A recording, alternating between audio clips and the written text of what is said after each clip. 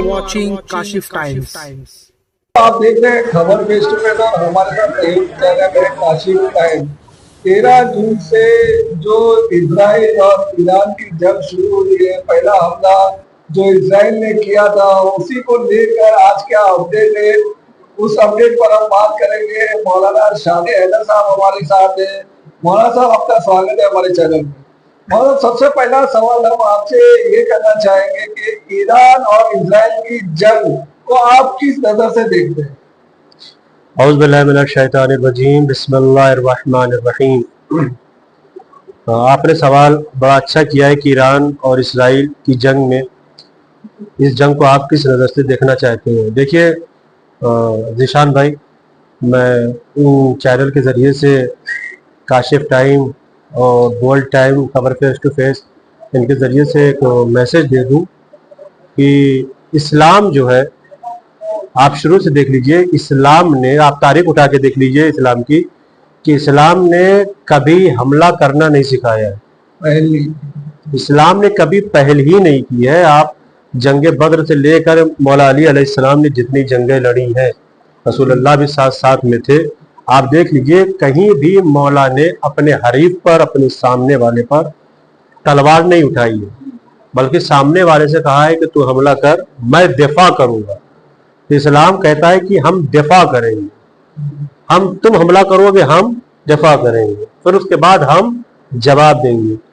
आपका ये सवाल है कि ईरान और इसराइल की जंग में किस नज़र से देखते हैं, तो इसराइल की ये कोशिश थी, ये चाल थी कि कई साल से वो इस पहल में लगा हुआ था, इस जद्दोजहद में लगा हुआ था कि पहले हम फिलिस्तीन को जो है निस्तनाबूद कर देंगे, फिलिस्तीन को हटा देंगे, फिलिस्तीन के बच्चों को, औरतों को मार देंगे, वहाँ पे जो है बमबारी करेंगे, सारी चीज़ों को, प्लेग्राउंड को, हॉस्पिटल को, उनके घर को तबाह बर्बाद कर देंगे। उसके बाद जो है फिलिस्तीन के बाद गाज़ा का आपने हाल देखा है, क्या किया है फिलिस्तीन इसराइल ने। फिर उसके बाद आपने लबनान का हाल क्या देखा। यानी कुल मिला जुला के ये निशान भाई कि इसराइल ये चाहता था कि इसके बाद हम ईरान का नंबर लगाएंगे। तो वो ये सोच रहा था कि हम पहले हमला करेंगे और हमला करने के बाद हम सिंपैथी ये लेंगे कि ईरान की जो आवाम होगी वो ईरान की गवर्नमेंट के खिलाफ, उसकी हुकूमत के खिलाफ हो जाएगी, तो लोग रोड पे आ जाएंगे और हमारा जो है मंसूबा जो है कामयाब हो जाएगा और यहाँ से जो है ईरान में तख्ता पलट हो जाएगा। लेकिन कहते हैं ना कि जिसका कोई नहीं होता है उसका खुदा होता है। उन्होंने हमला किया।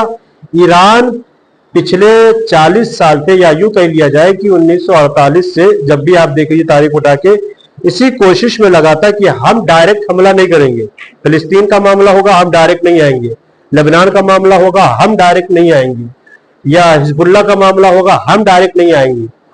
हम, अगर इसराइल हमसे डायरेक्ट होगा तब हम डायरेक्ट आएंगे। और इसी कोशिश में ईरान था। आज उसको वजह मिल गई और जैसे ही इसराइल ने उस पर हमला किया, फौरन ऐसे हमले किए हैं ईरान ने कि आज पूरी दुनिया देख रही है, मैं हैरत में है कि ऐसी ऐसी टेक्नोलॉजी ईरान के पास आई कैसे। इसको आप दिफा कह सकते हैं। ये दिफा मतलब आप इसको जैसे आप नजर से, मैंने आपसे सवाल किया था, तो दीनी और दुनियावी दोनों नजर से आप कैसे देखेंगे? क्या ये हक और बातिल की जंग है? बिल्कुल बिल्कुल, ये हक और बातिल की जंग है। आप देखिए इसराइल क्या चाहता है। आप यूं देख लीजिए कि इसराइल के पीछे है अमेरिका। जो कुछ इसराइल करता है वो अमेरिका करवाता है, या यूं कह लिया जाए इसराइल एक प्रॉक्सी मुल्क है। प्रॉक्सी के अगर आप माने ढूंढने जाएंगे तो किसी की जगह पर कब्जा करना या किसी के लिए काम करना, इसको बोलते हैं प्रॉक्सी। तो इसराइल प्रॉक्सी है। किसके लिए है? वो अमेरिका के लिए है, वो अमेरिका के लिए काम करता है। और जो आपने सवाल किया है क्या दीनी और दुनियावी नजरिए से, इससे आप क्या देखते हैं? नजरिए से कैसे देखते हैं भाई? दुनिया भी साथ दे रही है क्या ईरान? बिल्कुल दुनिया साथ दे रही है। आप देखिए मीडिया पे देखिए कि आज जो है जितने भी ममालिक है, जितने भी मुल्क है, आप उसमें आप देखिए खुल के रूस भी ईरान के साथ है, चाइना भी ईरान के साथ है। ये दुनियावी नजर से आपका जो है उत्तर कोरिया ईरान के साथ है। इसके अलावा यमन हो गया, आपका सीरिया हो गया, इराक हो गया, जहाँ पे 60% शिया रहते हैं, वो सब जो है दुनियावी एतबार से सब ईरान के साथ है। और जी सब है।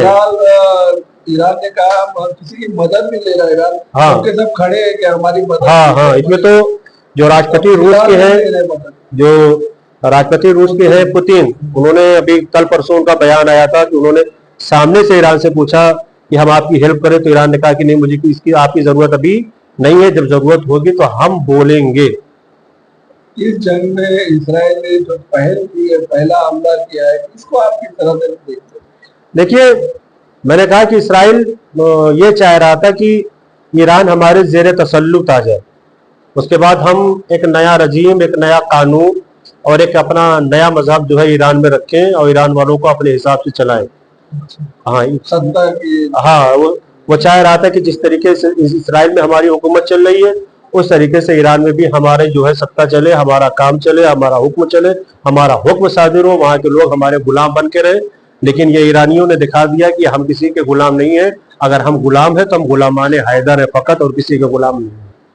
जी, इस पर हम सवाल ये करना चाहेंगे आपसे कि जो ईरान इस जंग में कहाँ खड़ा है, आप इसका क्या मकसद है ईरान का इस जंग में, आप क्या मतलब? देखिए, ईरान का शुरू से एक ही मकसद है, ये आइडियोलॉजी जंग है। ये जो जंग शुरू हो गई है, ये आइडियोलॉजी जंग है। ईरान की शुरू से ये आइडियोलॉजी रही है कि 1948 से जब से ये इसराइल फिलिस्तीन की जगह पे आया है, ईरान उसी दिन से कह रहा है कि भैया ये जो मामला है फिलिस्तीन का, फिलिस्तीन को दे दिया जाए, यह गासिबाना हक आपका नहीं है। मैं आपको मिसाल के जरिए से वाजे कर दूं कि आपका 3 BHK घर है, 3 BHK घर है, 3 रूम वाला घर है, गौर कर रहे हैं। अब वो कोई और आ जाए तो जबरदस्ती वो जो कब्जा कर ले और उसके बाद 2 BHK यानी 2 रूम खुद ले ले, 1 रूम आपको दे दे, जो कि है आपका, आपके नाम पे है, आपका अपना जाती है। लेकिन अगर कोई आके जबरदस्ती कब्जा करे कि नहीं 1 तुम लोगे बाकी 2 हम लेंगे, तो वही हाल इस समय फिलिस्तीन का चल रहा है कि फिलिस्तीन की पूरी जगह है, लेकिन दादागिरी इसराइल कर रहा है, दादागिरी ईरान कर रहा है। वो कह रहा है कि नहीं ये हमारा कब्जा है, इस पे हम अपने जरिए से जो है एक नया कानून नाफिज करेंगे, एक नई जमीन बसाएंगे, एक नई कंपनी करेंगे। ये सारी चीजें जो मीडिया पे चल रही हैं आप देख रहे हैं। हाँ साहब, आप क्या सोचते हैं, क्या अमेरिका जो है वो इसराइल का साथ देगा? देखिए, ये भी बड़ा अहम सवाल है कि अभी 2 हफ्ते का वक्त लिया है निर्णय लेने के लिए कि हमें हमला करना है ईरान पर या नहीं करना है। डोनाल्ड ट्रंप ने 2 हफ्ते अभी देखिए, अगर मैं कहूँ तो लगभग जो है 1 हफ्ता जो है गुजर गया है, 6 दिन लगभग जंग को निकल गया, और 6 दिन यानी 1 हफ्ते की जंग का जो है 7 दिन हो गए, 1 हफ्ता हो गए। 7 दिन की जंग का रिजल्ट ये निकला है कि 65% अभी तक ईरान का इसराइल पर कब्जा रहा है। और कर रहे हैं, और आपका सवाल है कि साथ देगा या नहीं देगा अमेरिका। अमेरिका को साथ देना होता तो वो पहले ही दिन आ गया होता, दूसरे ही दिन आ गया होता, तीसरे ही दिन आ गया होता। लेकिन अमेरिका के साथ एक प्रॉब्लम ये है कि वहां के जो राष्ट्रपति हैं डोनाल्ड ट्रंप, वो इस बार जो सदर बने हैं, राष्ट्रपति बने हैं, जो इलेक्शन उन्होंने जीता है वो इस बेस पे जीता है कि उन्होंने अमेरिका के लोगों को कहा था कि हम रोजगार देंगे, हम जंग नहीं चाहते हैं, हम खून खराबा नहीं चाहते हैं। इसीलिए उन्होंने गाजा में सीज फायर कराया, इसराइल और गाजा में। उसके बाद सीज फायर कराया इंडिया और पाकिस्तान में, जो कि एक मीडिया पे चल रहा है कि सीज फायर उन्होंने कराया। और अगर ये इसराइल का साथ देते हैं तो फिर ये दुनिया कहेगी कि भैया आप सीज फायर करा रहे हैं, आप यहाँ इसराइल का साथ दे रहे हैं। ये एक सवालिया निशान अमेरिका के लिए हो सकता है। और दूसरी बात ये कि अमेरिका के आने का मतलब आप जानते हैं, अगर अमेरिका आया तो वहां पर पुतिन ने पहले ही कह दिया है कि आप डायरेक्ट जो है इस जंग में ना आइए। यानी एक तरीके से ये धमकी है पुतिन की, किसको? डोनाल्ड ट्रंप को, कि आप डायरेक्ट इस जंग में ना आइए। अगर आपको ईरान छेड़ता है तो आप आइए, आप इस डायरेक्ट, अगर आप आते हैं तो फिर ईरान के बचाव में मुझे भी उतरना पड़ेगा। तो मुझे नहीं लगता है कि अमेरिका जो है इसराइल का साथ देगा। क्या वो जो कुछ भी हमला हो रहा है वो अमेरिका के ही जरिए से हो रहा है, वो पीछे पीछे तो दे ही रहा है साहब, भले जाहिरन न दे। मतलब ईरान की जो जंग है, ईरान का जो जवाबी हमला है, जो ईरान जवाबी हमला कर रहा है, इसकी तारीफ जो पूरी दुनिया में देखी जा रही है, इस पर आप क्या कहेंगे? हाँ, ये भी एक सवाल है और इसमें यकीनन तारीफ है। और ईरान की तारीफ है कि आप देख लीजिए 1947 में ईरान आजाद हुआ है। 1947 में ईरान आजाद हुआ है। आप देख लीजिए कितना साल हो गया ईरान को आजाद हुए। अब अगर आप 1947 में ईरान आजाद हुआ है, वहां जो इनकलाब आया था, खुमैनी साहब ने जो इनकलाब बर्पा किया था। आप 1947 से काउंटिंग कर लीजिए कि अभी कितना साल गुजरा है, ज्यादा साल नहीं हुआ है। 53 साल उधर हो गया और 25 साल इधर हो गया। अगर आप देखेंगे 63 73 ज्यादा 80 के लगभग। इन 80 सालों में या यूं कह लीजिए और कम सालों में ईरान ने जदीद टेक्नोलॉजी बना ली है। आप देखिए खाली मिसाइलों का नाम सुन लीजिए, सेजल, खैबर शिकन, फतह, हाज कासिम सुलेमानी या जहरा, अभी कई ऐसी मिसाइलें हैं जो आना बाकी है मंजर आम पर। और वहां के जो साइंसदान थे, जो मिसाइल मैन, उनको कह लिया जाए कि उन्होंने ये कहा था कि अभी जो इसराइल पर ये जो बमबारी हो रही है, जो ये मिसाइलों का हमला हो रहा है, ये तो हमारी 20-30 साल पुरानी मिसाइलें हैं, उससे हम फायदा उठा रहे हैं। भाई हमारी जदीद नई टेक्नोलॉजी का आना बाकी है। तो ईरान ने इस फील्ड में बड़ा काम किया है, बहुत काम किया है। या आप उसको 70 सालों से 75 सालों से जो भी कह लीजिए, बहुत वहां के जवानों ने बड़ी मेहनत की, बड़ी पढ़ाई करके एक नई टेक्नोलॉजी बनाई है। और कुछ जो मदद वो रूस और चाइना से भी उन्होंने ली है। लेकिन अब ईरान जो है खड़ा है, वो किसी का मुकाबला कर सकता है अपनी नई जदीद टेक्नोलॉजी से।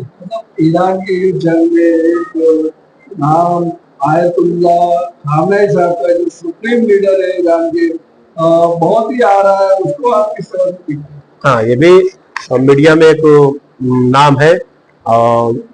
हालांकि इस जंग में खामनाई साहब का नाम आया है, वरना आप देखेंगे तो खामनाई साहब का नाम बहुत पहले से चल रहा है। खामनाई साहब एक नाम है और यकीनन वो सुप्रीम लीडर है ईरान के। जहां पर खुमैनी साहब ने निजाम को छोड़ा था, ईरान के निजाम को छोड़ा था, वहीं से खामनाई साहब ने उस निजाम को उठाया है और उसी निजाम को लेकर चले। यानी जो खुमैनी साहब का निजाम था ईरान के लिए, उस निजाम को लेकर चले। और जो रसूल अल्लाह का निजाम था, मौला अली अलैहिस्सलाम की जो सीरत अहले बैत थी, उसी सीरत को खामनाई साहब लेके चले हैं। और खामनाई साहब क्यों ना नाम उनका होगा, क्यों ना वो सुप्रीम लीडर बने, वो किसी एक घर के नहीं है, तो वो किसी एक आदमी के सुप्रीम लीडर नहीं। आप देख लीजिए, ईरान में यहूदी इबादत खाना है, वहां के यहूदी सांसद में है, चर्च भी है, ईसाई भी है, सब प्यार करते हैं, सब मोहब्बत करते हैं वहां के सुप्रीम लीडर से।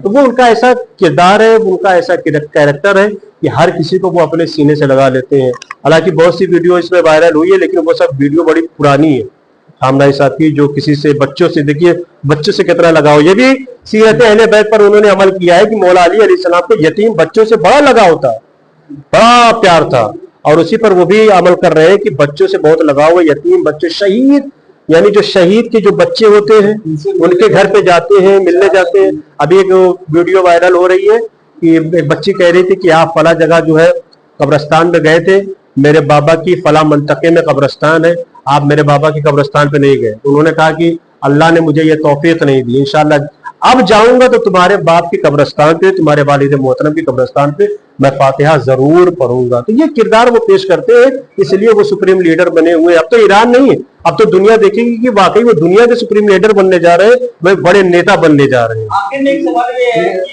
अक्सर ये मुस्लिम की कुछ मुसलमान के कुछ फिरकों में से ऐसा कहा जा रहा है कि शिया और यहूदियों में जो लड़ाई हो रही है वो दोनों काफिर हैं।